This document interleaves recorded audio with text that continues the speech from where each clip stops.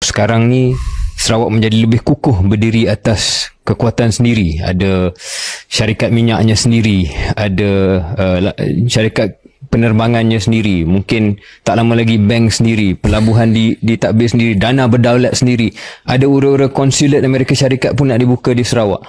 So soalan asal KJ itu saya rasa masih relevan, Datuk Tinggi. Country within a country, adakah itu destinasi akhirnya? Tidak.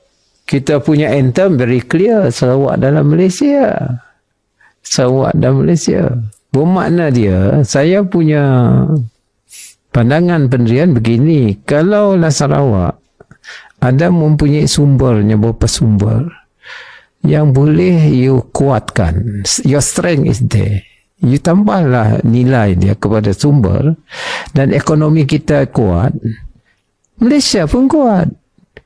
You must remember, economy is, the driver is the private sector. Kalau private sector dia kuat, tax siapa ambil? Bukan kerjaan Sarawak. Corporate tax pergi ke mana? Jadi ini, kita mesti tahu, faham dengan pengurusan ekonomi ni. Kerana kalau dia private sector driven, yang untung dia kerjaan pusat juga. Yang cukainya, kerjaan pusat bukan negeri.